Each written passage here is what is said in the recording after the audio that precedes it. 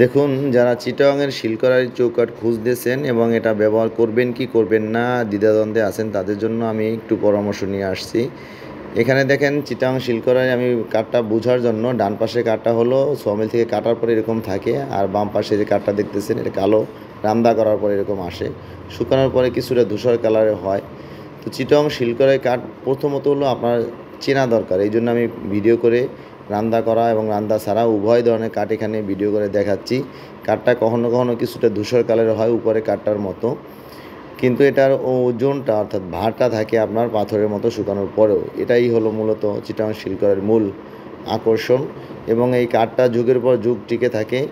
তবে শর্ত হলো কাঠটা সারি নেবেন, আপনি যেখান থেকেই পারচেস করেন সারি কাঠ নেবেন। আপনার বিল্ডিং যতদিন থাকে চৌকাঠ ততদিন থাকবে। চিটাগং শিলকড়াইয়ের সুনাম নতুন করে বলার কিছু নয়, যারা বয়স্ক মুরব্বী আছে তাদের কাছে জিজ্ঞেস করবেন, এক বাক্যে বলবে বাংলাদেশের বাজারে চিটাগং শিলকড়াই অবশ্যই টেকসই এবং দীর্ঘস্থায়ী একটা চৌকাঠ। তো যারা এই চৌকাঠের খোঁজখবর নিতেছেন নির্দ্বিধায় আপনি এটা কিনে আপনার বিল্ডিংয়ে, ফ্ল্যাটে, বাড়িতে ব্যবহার করতে পারেন।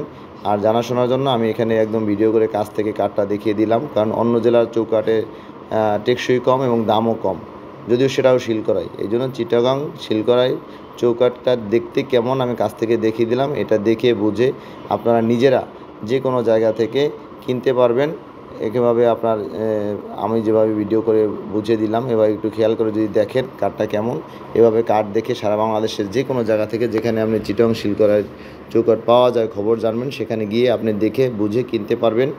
যেহেতু কাঠটা খুবই টেকসই, এই জন্য এই কাঠের মধ্যে আপনার অন্য জেলার শিলকড়াই বলে চিটাগংয়ের যে শিলকড়াই বলে বিক্রি করে ফেলে, এই জন্য আমি দেখিয়ে দিলাম। চিটাগং শিলকড়াই কাঠটা অন্য জেলার কাঠের সাথে কখনোই হুবহু মিলবে না, পার্থক্য থাকবেই।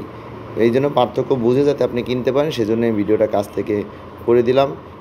আর এটা টেকসইয়ের ব্যাপারে কোনো সন্দেহ নাই, দীর্ঘস্থায়ী আপনারা এটা ব্যবহার করতে পারবেন।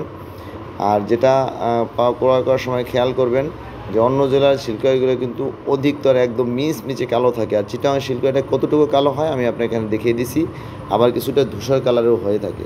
তো এরকম চৌকাঠ বা দরজার কোনো বিষয় যদি আপনাদের ক্রয় করতে গিয়ে কিছুটা কনফিউশন হন বা সন্দেহ হন, সে কোনো বিষয়ে আমার সাথে শেয়ার করতে পারবেন।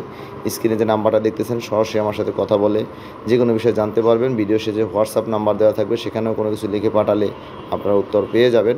চৌকাঠ দরজার যে কোনো পরামর্শ আমরা দিয়ে থাকি, অনেকে আমাদের এখানে আসতেও চান, আইসেও থাকেন। যেটা রিকোয়েস্ট করবো, আসার আগে আমার সাথে ফোনে কন্ট্যাক্ট না করে আপনারা আসবেন না, তাহলে অনেক সময় এসে আমাকে পান না। আর দেশ বিদেশে অনেকেই আমাদের ভিডিও দেখে অর্ডার দিয়ে থাকেন, ব্যাংকে বিকাশে টাকা পাঠিয়ে দেন, আমরাও আপনাদের অর্ডার অনুযায়ী আপনাদের গন্তব্যে দরজার চৌকাঠ কুরিয়ার করে দিয়ে থাকি। তো ভিউয়ার্স, আজকে এই পর্যন্ত।